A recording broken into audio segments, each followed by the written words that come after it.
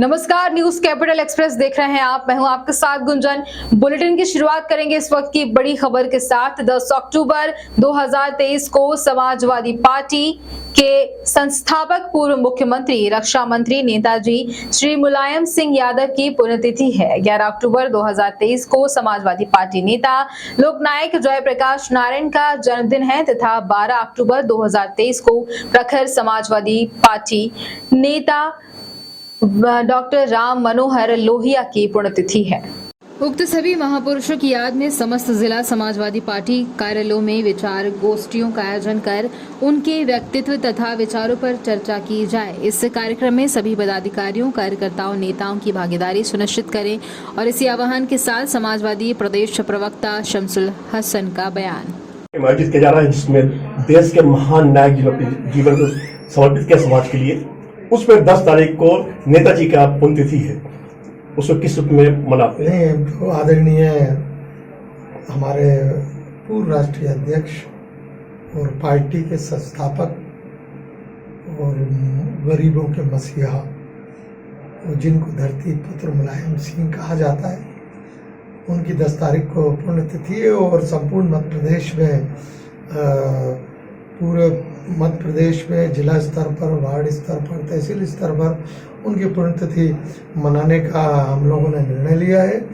और भोपाल में भी बहुत अच्छे से उनकी पुण्यतिथि का प्रोग्राम रखा है हमने। और इसमें सभी राजनीतिक दल हो या सामाजिक संगठन हो, प्रदेश कार्यालय आ सकते हैं और पुण्यतिथि पर बिल्कुल उपस्थित हो सकते हैं। दूसरा, हमने मांग की थी, पहले भी मांग की थी कि हमारे जो सर्वमान्य नेता हैं स्वर्गीय मुलायम सिंह यादव जी, उनको मरणोपरांत भारत रत्न से नवाजा जाना चाहिए। मैं राष्ट्रपति जी से, देश के प्रधानमंत्री जी से, देश के गृह मंत्री जी से ये मांग करता हूँ कि हमारे स्वर्गीय धरती पुत्र मुलायम सिंह जी को भारत रत्न से नवाजा जाए। उसके बाद भी अभी जननायक जी का भी आ रहा है, उनका 11 तारीख को जयप्रकाश नारायण जी का जन्मोत्सव है, उसको भी मनाएंगे हम लोग। उसके बाद डॉक्टर राम मनोहर लोहिया जी की पुण्यतिथि है और उसको भी मनाएंगे, क्योंकि वो डॉक्टर राम मनोहर लोहिया बहुत बड़े समाजवादी थे, समाजवादी विचारधारा के जनक थे।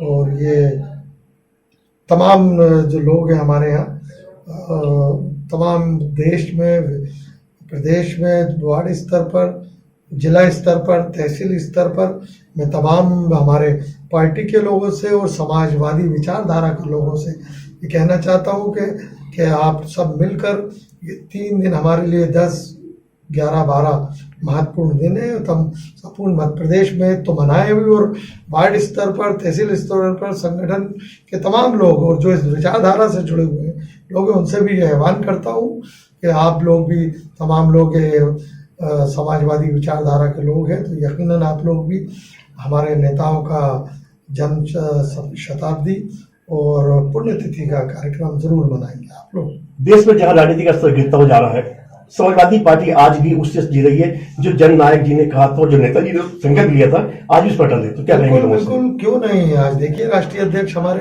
अखिलेश जी संपूर्ण देश में घूम कर, भाग कर सिर्फ पार्टी के लिए और देश के हित में और देश को विघटनकारी जो शक्तियां उनसे बचाने के लिए संघर्ष कर रहे हैं, संविधान बचाने के लिए संघर्ष कर रहे हैं, तमाम लोगों को एक करे हुए, बराबर सबको INDA जो सब बना है, अलायंस हुआ है, उसको लेकर हमेशा भागदौड़ कर रहे हैं। और ये साबित कर रहा है कि बगैर समाजवादी विचारधारा के, बगैर समाजवादी पार्टी के देश में कोई भी संगठन खड़ा नहीं। अभी देखा जा रहा है कि समाजवादी पे या कह ले जाए कि इंडिया गठबंधन है, उस पर ईडी छापे मारे जा रहे हैं, उसको किस पे देखते हैं? ये 100 करोड़ जनता है। आज ही हमारे सम्मान्य नेता अखिलेश जी ने कहा है कि 100 करोड़ लोगों को बंद कर सकते हैं। क्या आप कब तक बंद करेंगे? आप करिए, बंद करिए, मध्य प्रदेश में बंद करिए, हम लोगों को बंद करिए। संपूर्ण मध्य प्रदेश में, देश में एक बगावत होने वाली है। भारतीय जनता पार्टी के नेताओं को छुपने के लिए जगह नहीं मिलेगी। ये देश समझ चुका है, देश को गिरवी रख दिया है, देश खंडित हो चुका है। वो जनता परेशान है, त्रस्त है, और यकीनन ये जनता, इस देश की जनता, इस मध्य प्रदेश की जनता को इसको उखाड़ फेंकने का भारतीय जनता पार्टी को काम करे। जबलपुर कांग्रेस ने मध्य प्रदेश को बीमारू राज्य बनाया था और भारतीय जनता पार्टी की सरकार ने उस प्रदेश को बीमारू राज्य से निकालकर आज देश के उभरते हुए अग्रणी राज्य में लाकर खड़ा करने का काम किया है। भारतीय जनता पार्टी विकास कार्यों और नेतृत्व के दम पर फिर सत्ता में आने के बाद प्रदेश के विकास का ये क्रम जारी रखेगी। मध्य प्रदेश में फिर एक बार कमलनाथ का फूल खिलेगा और फिर भारतीय जनता पार्टी की सरकार बनेगी। ये बात केंद्रीय युवा कार्यक्रम और खेल तथा सूचना व प्रसारण मंत्री अनुराग सिंह ठाकुर ने जबलपुर प्रवास के दौरान मीडिया से चर्चा करते हुए कही है। अगर देश को लूटने वालों के खिलाफ कार्रवाई होती है तो जांच एजेंसियों का काम है, और जिनको ये ईमानदारी का प्रमाण पत्र दे रहे थे वो सत्येंद्र जैन जी से लेकर मनीष सिसोदिया जी कई महीनों से नहीं, एक साल से ज्यादा समय से जेल में हैं। इनके पंजाब के स्वास्थ्य मंत्री से लेकर दिल्ली के स्वास्थ्य मंत्री भ्रष्टाचार के चलते इस्तीफे देने पड़े, जेलों में रखा। सत्येंद्र जैन 10 महीने जेल में रहे, अभी भी हैं, और 10 महीने जेल से मंत्रालय चलाते थे, जेल मंत्री भी थे, स्वास्थ्य मंत्री भी थे। ये कैसी राजनीति है? ये भ्रष्ट चेहरा अरविंद केजरीवाल जी और आम आदमी पार्टी का उजागर हुआ है। मध्य प्रदेश में फिर एक बार कमल का फूल खिलेगा, फिर भारतीय जनता पार्टी बनेगी, और मध्य प्रदेश को बीमारू राज्य जो कांग्रेस ने बनाया था उस बीमारू राज्य से निकालकर आज देश के उभरते हुए अग्रणी राज्यों में खड़ा करने के लिए जो भाजपा ने काम किया है, भाजपा फिर सत्ता में आने के बाद उसको जारी रखेगी। दिल्ली में मैं यही देख रहा हूं कि एक भ्रष्ट सरकार जो आम आदमी पार्टी की है, जिसके उप मुख्यमंत्री, स्वास्थ्य मंत्री से लेकर सांसदों तक जेल में है, जो कभी भ्रष्टाचार मिटाने के नारा देते थे, धरने पर बैठते थे, आज भ्रष्टाचारियों को बचाने के लिए धरने पर बैठे हैं। एक बड़ा बदलाव आपने देखा होगा, राजनीति में आने से पहले अरविंद केजरीवाल जी और आम आदमी पार्टी जब नहीं बनी थी तब उन्होंने कहा था इंडिया अगेंस्ट करप्शन। ये अरविंद केजरीवाल जी उनके साथी कांग्रेस के भ्रष्टाचार के खिलाफ धरने पर बैठते थे।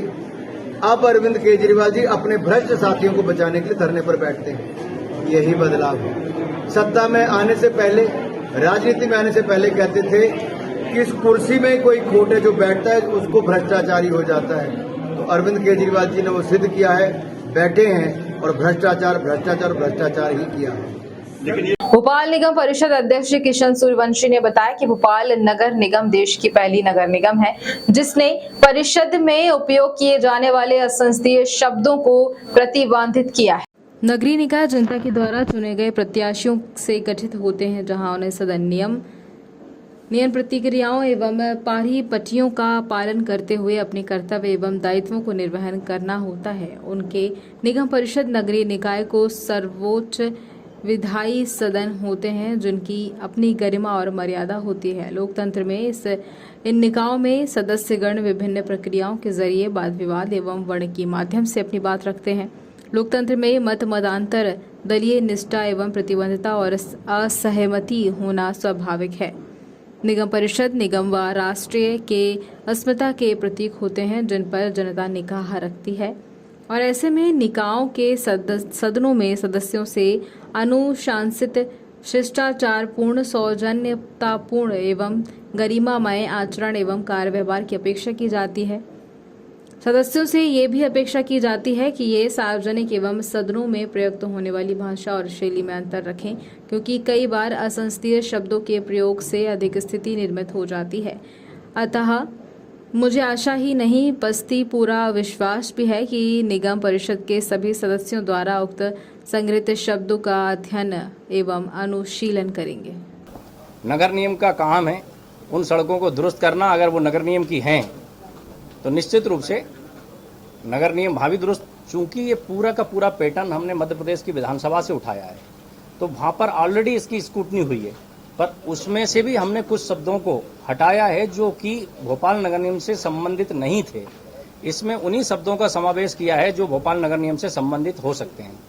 लेकिन इस बुक में ये सब बहुत छोटी बातें हैं, कहीं कोई अगर रहेगी तो उसको दुरुस्त करा दिया जाएगा। पर ये हमें बताते हुए बेहद खुशी है कि भोपाल नगर नियम देश में इस प्रकार का नवाचार करने वाली देश की पहली नगर निगम है जो संसदीय मापदंडों को उच्च पैमाने पर ले जाने के लिए प्रयास कर रही है। पूर्व में माननीय मुख्यमंत्री जी ने इस प्रकार के निर्देश दिए थे कि जो विभाग सड़कें बनाता है उन विभागों को बोर्ड लगाने होंगे जिसमें ठेकेदार का नाम, काम की राशि और क्या काम है इसका उल्लेख उन बोर्डों में रहेगा। इस व्यवस्था को नगर निगम भी भविष्य में हम लागू करेंगे। क्या चीज? देखिए, स्वच्छता एक ऐसा विषय है, नगर निगम के हमारे स्वच्छता में लगे स्वच्छता मित्र, पूरा शहर ये जानता है कि सुबह 5 साढ़े 5 बजे, चाहे ठंड हो, गर्मी हो, बारिश हो, स्वच्छता के काम में लगे हुए हमारे कर्मचारी, स्वच्छता के मित्र शहर की सड़कों को साफ करने में लग जाते हैं। अब हम सबका भी कोई दायित्व है, वो दायित्व ये है कि जिस प्रकार से अन्य शहरों ने नवाचार किया है, एक सिविक सेंस विकसित किया है, एक मेंटलिटी डेवलप की है कि ना मैं अपना शहर गंदा करूंगा ना करने दूंगा, यही हमें शहर में भी इसी भाव के साथ अपने दैनिक जीवन में, अपने व्यवहार में शहरवासियों को लाना पड़ेगा। और जब कचरा हम यहाँ वहाँ फेंकेंगे ही नहीं तो निश्चित रूप से शहर में सफाई भी स्वतः ही मेंटेन हो जाएगी। पर शहरवासियों से भी आपके माध्यम से मैं अपील करता हूँ कि स्वच्छता में आपका सहयोग बेहद महत्वपूर्ण है। ना गंदगी करें ना करने दें। अगर कोई बाहर का व्यक्ति, टूरिस्ट भी राजधानी भोपाल की सड़कों पर चलती हुई गाड़ी से अगर कचरा फेंकने का काम करता है तो भोपाल के जागरूक मतदाता, भोपाल के जागरूक नागरिक उनको रोकने टोकने का काम करें। और धीरे धीरे मैं आपको विश्वास दिलाता हूं कि इसी व्यवहार के आधार पर भोपाल स्वच्छता की श्रेणी में सबसे अव्वल हो जाएगी। आज हमारा भोपाल हरियाली की चादर ओढ़े हुए है, 7 वाटर बॉडीज हैं। खूबसूरती के अगर बात करें तो भोपाल में खूबसूरती के एक से एक स्थान है। इसलिए इस शहर को सजाने संवारने की जवाबदारी जितनी शासकीय संस्थाओं की है उससे कहीं अधिक इस शहर के बासिंदों की भी है। भोपाल में संत भवन के भूमि पूजन एवं विभिन्न विकास कार्यों के लोकार्पण एवं शिलान्यास कार्यक्रम में मुख्यमंत्री ने की घोषणा। मानस भवन के साथ ही गुफा मंदिर पर गुफा लोक का निर्माण होगा। भोपाल में शीश महल पार्किंग बनाई जाएगी। करोड़ों रुपए की दी पुराने शहर को। कि वे पधारें, आभार व्यक्त करें। सभी व्यापारियों से भी निवेदन करें अपने स्थान पर बैठे रहेंगे, वो एलईडी देख के जाएंगे, अपने जो पार्किंग की व्यवस्था उसको अभी देख के जाएंगे। हम सबके बीच में पधारे मध्य प्रदेश के जननायक आदरणीय शिवराज सिंह चौहान जी, हमारे महंत श्री राम प्रवेश दास जी महाराज जी, उत्तर विधानसभा के प्रत्याशी आदरणीय आलोक शर्मा जी, भोपाल विकास प्राधिकरण के अध्यक्ष भाई कृष्ण मोहन सोनी मुंडन भैया, जिले के अध्यक्ष आदरणीय सुमित पचौरी जी, भोपाल की महापौर श्रीमती मालती राय जी, बीडीए के उपाध्यक्ष दिल्ली अग्रवाल जी, सुनील पांडे जी, खगेन जी भाई साहब, राजेश जी जैन, संतोष साहू जी, राजेंद्र, सारे व्यापारी बैठेंगे। अभी प्रेजेंटेशन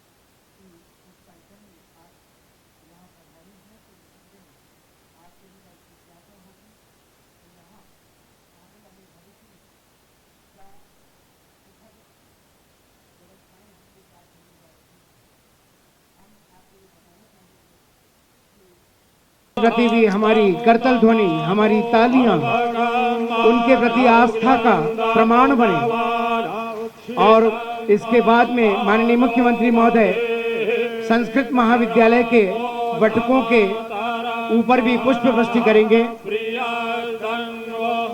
संस्कृत महाविद्यालय के बटुकों पर जो भविष्य में विप्र बनकर, ब्राह्मण बनकर संस्कृति के प्रति अपनी भावनाएं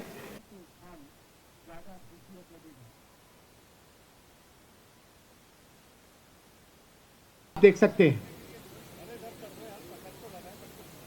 प्रस्तावित मानस भवन भवन यहाँ पर निर्मित होने जा रहा है। इस मानस भवन को की परिकल्पना किस प्रकार की?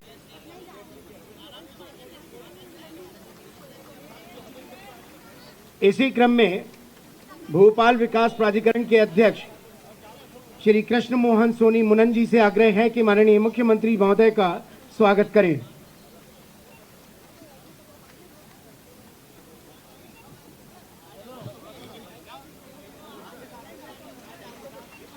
स्वागत की इस परंपरा का निर्वाह करने के साथ ही अब वाला है, सभी लोग बैठेंगे, इस एलईडी के सामने देंगे, इसको चालू और सभी का मैं मध्य प्रदेश अनुसूचित जाति जनजाति अधिकारी एवं कर्मचारी संघ द्वारा आज विशाल धरना प्रदर्शन किया गया। आदिम जाति कल्याण विभाग व शिक्षा विभाग के छात्रावास में समस्त विभागों के अंशकालीन सफाई कर्मचारियों को पूर्ण रूप से कलेक्टर दर का वेतन दिया जाए एवं 10 वर्ष पूर्ण कर चुके सफाई कर्मियों को अन्य पद जैसे रसोइया, वाटरमैन, चौकीदार के पद पर नियमित किया जाए मांगे रही। राजधानी भोपाल में मध्य प्रदेश अनुसूचित जाति जनजाति अधिकारी एवं कर्मचारी संघ के कर्मचारियों ने विशाल धरना प्रदर्शन किया, जिसमें उनकी मांगे थी कि सरकार हमको नियमित करे। सरकार के प्रति संगठन का आक्रोश है। वर्तमान में चौकीदार से लेकर अधीक्षक तक सभी नियमित सेवा काल में है और कर्मचारियों की मांग है कि साप्ताहिक अवकाश का लाभ मिले और 12 माह का वेतन दिया जाए। सामूहिक जीवन बीमा का लाभ दिया जाए। चाहे जो मजबूरी हो, कर्मचारी एकता, कर्मचारी एकता, जोर जुल्म की टक्कर में हमको मिलता। मुख्यमंत्री जी होश में आओ, होश में आओ, होश में आओ। मुख्यमंत्री जी होश में आओ, होश में आओ, होश में आओ। हमारी मांगे पूरी। हाँ नारे।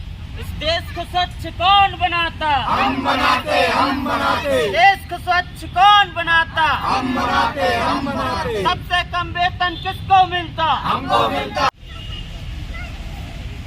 बैठ जाओ पहले सब लोग। क्या नाम है और क्या परिचय मतलब आप? मेरा नाम मनीष वाल्मीकि, मैं अंशकालीन सफाई कर्मचारी यूनियन का कार्यवाहक अध्यक्ष हूँ। जी, क्या मतलब आपकी मांगे हो? हमारी यही मांग है कि हम लोगों को शासन काफी कम वेतन मिलता है। इस देश को हमारे माननीय प्रधानमंत्री, इस देश के माननीय मुख्यमंत्री स्वच्छता अभियान तो चला रहे हैं, मगर इस देश को स्वच्छ कौन बना रहा है? एक सफाई कर्मचारी, उन सफाई कर्मचारियों पे सरकार ध्यान नहीं दे रही। तो हम आज धरने पे बैठे हैं कि सरकार हम पे ध्यान दे, हमें देखे कि हम उन लोगों को बच्चे पालने के लिए, पेट भरने के लिए क्या मिल रहा है। तो आज हम सरकार को धरना पे बैठने के ध्यान दिलाने के लिए बैठ के, सरकार हम सफाई स्वच्छता पे तो आप ध्यान दे रहे, स्वच्छ इस भारत को सफाई कर्मचारियों को वेतन क्या मिल रहा है उस पे भी सरकार का ध्यान आकर्षित हो जाए, इसलिए हम लोग आज धरने पे बैठे। विदिशा जिले की शमशाबाद से आज समाज सेवी व कांग्रेसी नेत्री राजकुमारी सुंदर केवट भारी संख्या में समर्थकों के साथ पूर्व मुख्यमंत्री व पीसीसी के कमलनाथ से मिलने उनके निवास पहुंची और जनता की सेवा करने के लिए आशीर्वाद मांगा। पूर्व मुख्यमंत्री कमलनाथ ने शमशाबाद क्षेत्र के राजनीतिक समीकरणों पर बिंदुवार चर्चा की और क्षेत्र में पार्टी का झंडा बुलंद करने की बात कही। सर्वे में नाम आएगा तो जरूर विचार किया जाएगा। इस बात से उम्दा श्रीमती राजकुमारी अपने समर्थकों के साथ शमशाबाद के गांव-गांव में पार्टी की मजबूती के लिए उतर गई है। बता दें कि राजकुमारी सुंदर केवट पिछले 25 वर्षों से कांग्रेस पार्टी से जुड़ी हुई है। एक बार सरपंच रही, बैरसिया ब्लॉक अध्यक्ष महिला कांग्रेस से, 2 बार प्रदेश सचिव देव दल से महिला ग्रामीण अध्यक्ष, वर्तमान में भी महिला ग्रामीण कांग्रेस की जिला अध्यक्ष हैं। विभिन्न पदों का दायित्व निर्माण करने से उनकी जनता में अच्छी पकड़ है। मिलनसार होने के कारण उनको विधानसभा चुनाव में लाभ भी मिल सकता है। टिकट मिलता है तो कार्यकर्ता किस तरीके से इनका साथ देंगे? कार्यकर्ता बहुत सक्रिय हैं, लोगों को काफ़ी उत्साह है। शमशाबाद सीट में नया चेहरा मांग रहा है। राजकुमारी केवट स्थानीय शमशाबाद की निवासी हैं, वहाँ स्थानीय होने के कारण इनको काफ़ी लोग पसंद कर रहे हैं। अगर कमलनाथ जी टिकट देते हैं तो ये 101% है कि सीट जिता के लाएंगी राजकुमारी केवट।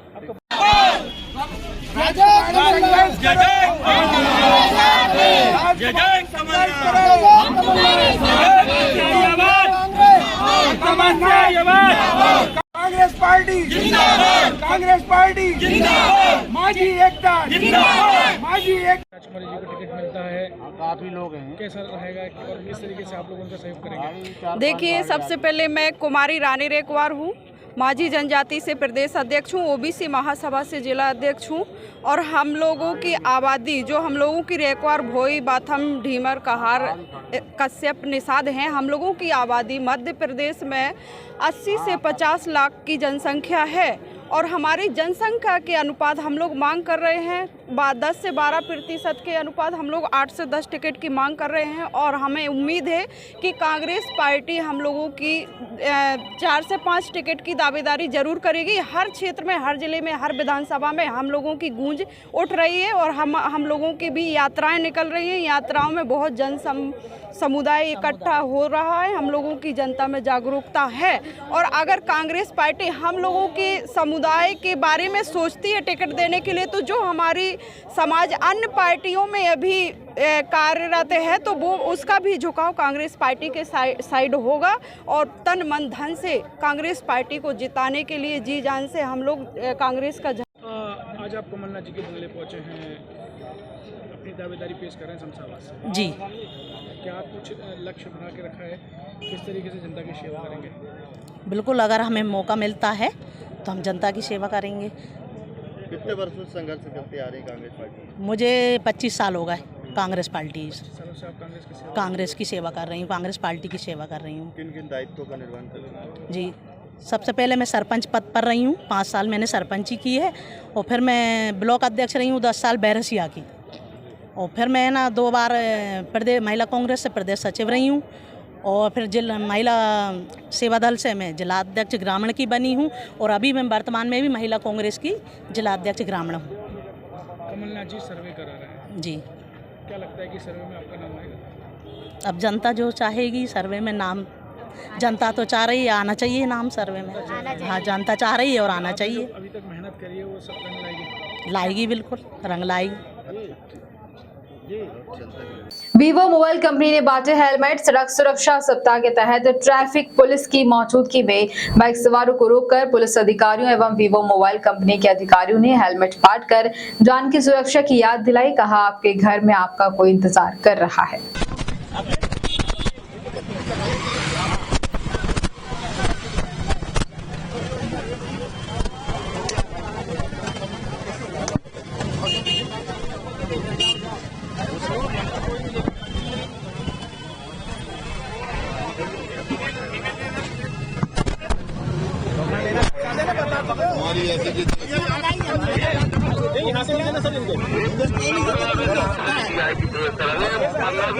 वैभव पाटनी, वीवो मध्य प्रदेश से, हेड ऑफिस से।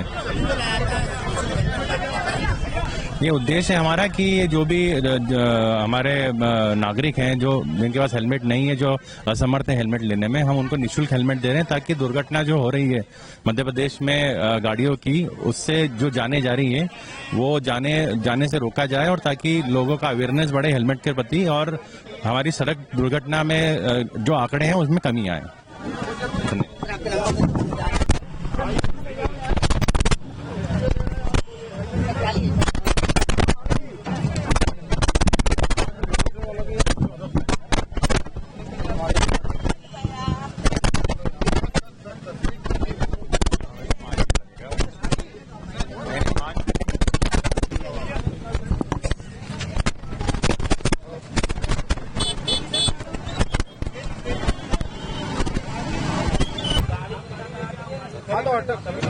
उसको बोल दो कि ये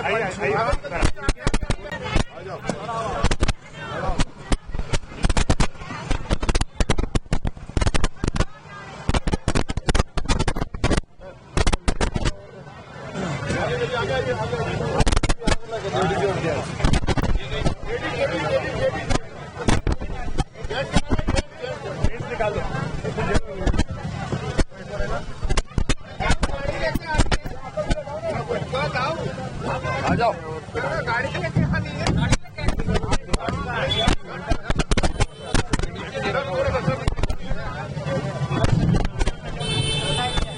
लगातार पूरे प्रदेश में निःशुल्क हेलमेट बांटे जा रहे हैं। क्या लगता है इससे दुर्घटना पे?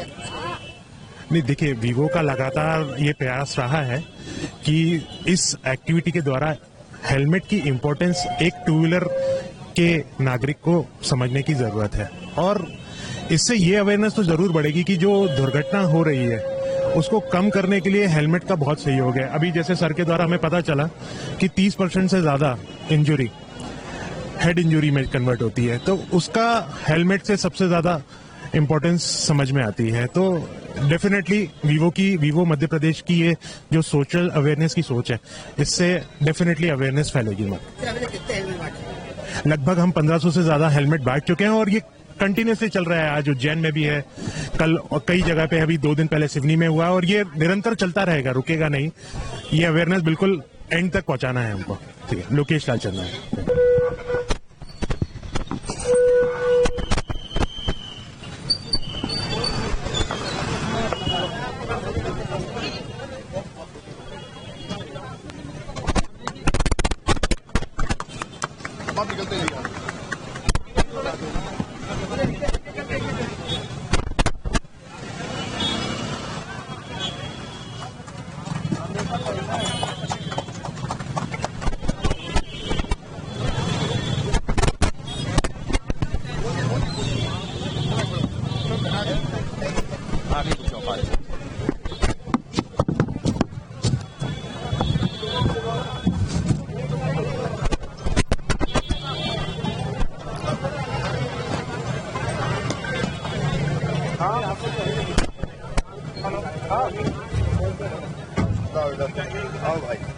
कल से पैसा नहीं है फिर क्या मतलब है? उनको बोलते टिकट में देते और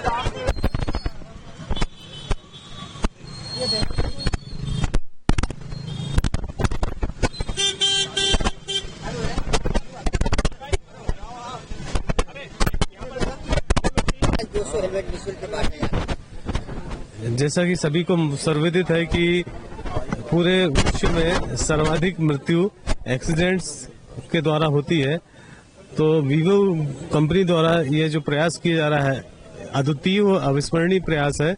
इसके द्वारा कम से कम जो जिनको हेलमेट मिल रहा है, आज हम उनको यहाँ पर शपथ भी दिलाएंगे कि वो घर से सड़क पर निकलते समय जब भी टू व्हीलर चलाएंगे तो अपनी सुरक्षा और साथ में बैठे व्यक्ति की सुरक्षा करने के लिए वो अपने सिर पे हेलमेट का धारण करेंगे। हमारी यही उनसे अपेक्षा, और वीवो कंपनी को मैं बधाई देता हूँ।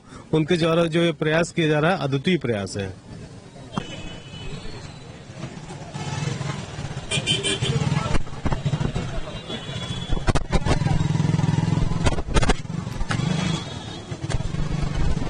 भोपाल लालघाटी स्थित तृप्ति हॉस्पिटल के संचालक की मनमानी जोरों पर चल रही है। ना तो उनके पास पार्किंग के लिए पर्याप्त स्थान है और ना ही मरीजों के परिजनों को ठहरने के लिए कोई इंतजाम है। पार्किंग व्यवस्था नहीं होने से आए दिन संचालक की राहगीरों और वाहन चालकों से अभद्रता की शिकायतें सामने आती हैं, जिनकी लोगों ने कलेक्टर और कमिश्नर तक शिकायत की है और इसके बाद भी अभी तक संचालक के खिलाफ कोई कार्रवाई नहीं हो पा रही है। क्षेत्रीय भाजपा नेता ब्रज यादव ने बताया है कि अस्पताल संचालक की मनमानी के कारण क्षेत्र का माहौल खराब हो रहा है और उनका अस्पताल भी अवैध तरीके से बना हुआ है, जिसकी लिखित में शिकायत नगर निगम कमिश्नर और कलेक्टर को की है। सूत्रों के अनुसार संचालक सभी अधिकारियों तक मोटा कमीशन भेजते हैं और यही वजह है कि उन पर कार्रवाई करने से हर अधिकारी बचता है।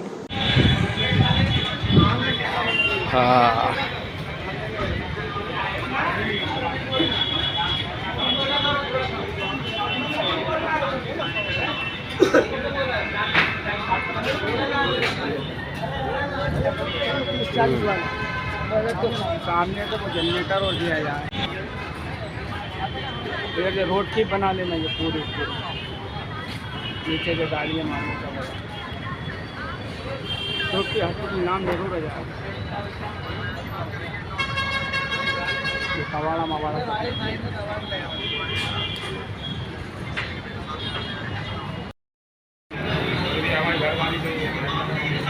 सेट वेट सब